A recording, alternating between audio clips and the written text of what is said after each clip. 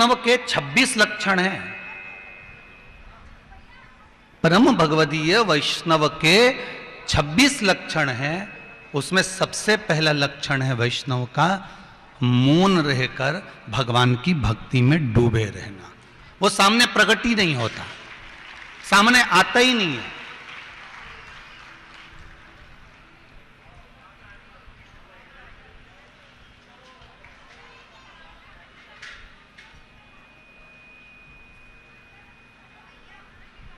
प्रेम का सबसे बड़ा कपट क्या है?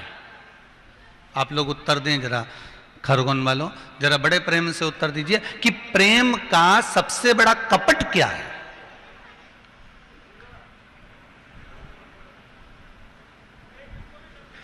प्रेम का सबसे बड़ा कपट है कि उस प्रेम को बार बार कहकर बता देना।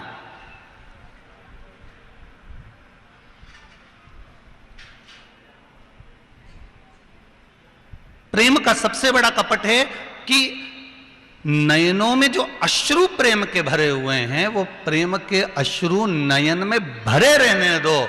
उस प्रेम के अश्रु को नयनों से झलकने मत दो, क्योंकि ये प्रेम के अश्रु अगर झलक जाएंगे तो लोगों को मालूम पड़ जाएगा कि ये अधिक स्नेह करता होगा, अधिक स्नेह करती होगी भगवान से स्नेह। मीराबाई भगवान के सामने जाती है और भगवान के सम्मुख में बैठकर नैनों से आंसू नहीं बहाती। मीराबाई केवल उस प्रेम के अश्रु अगर बहने वाले भी रहते हैं तो मीराबाई उसको अंदर संजो रहती है, अंदर उतार लेती है।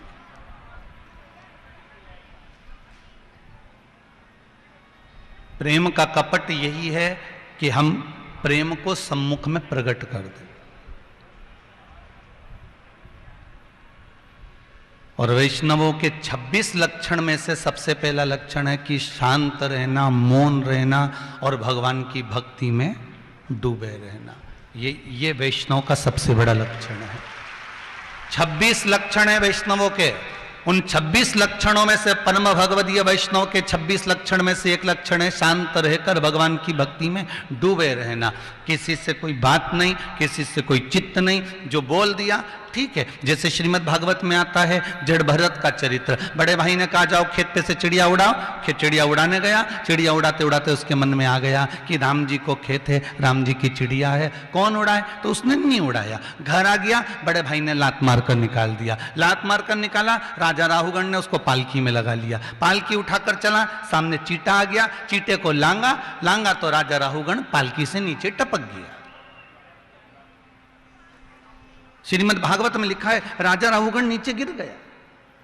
अब जब राजा राहुगण पालकी से नीचे गिर गया, नीचे टपक गया, गिर गया, उसको क्रोध आ गया। तो जड़ भरत ने पूछ लिया कि आप कहां जा रहे हो? तो उसने कहा मैं अपने गुरु जी का दर्शन करने जा रहा हूं। इतने में जड़ भरत ने ज्ञान की बात कह दी कि अगर गुरु का दर्शन करने जा रहे हो और पालकी में बैठकर जा रहे हो तो इसका कोई महत्व नहीं है। परमात्मा का दर्शन करने जाओ, गुरु के दरवाजे जाओ, तीर्थ जाओ या भगवान की चौखट पर जाओ, तो किसी की जान दुखा कर मत जाना, किसी को परेशान कर कर मत जाना। अपने शरीर से बने तब तीर्थ करने के लिए जाओ। आपको कथा में कहा था, इंदौर वाली कथा अगर आप लोगों ने टीवी पर सुनी होगी तो उसमें कहा था कि जब तक आपका शरीर चले और जब तक आपके घर में चले तब तक सारे दान पुण्य धर्म कर लो।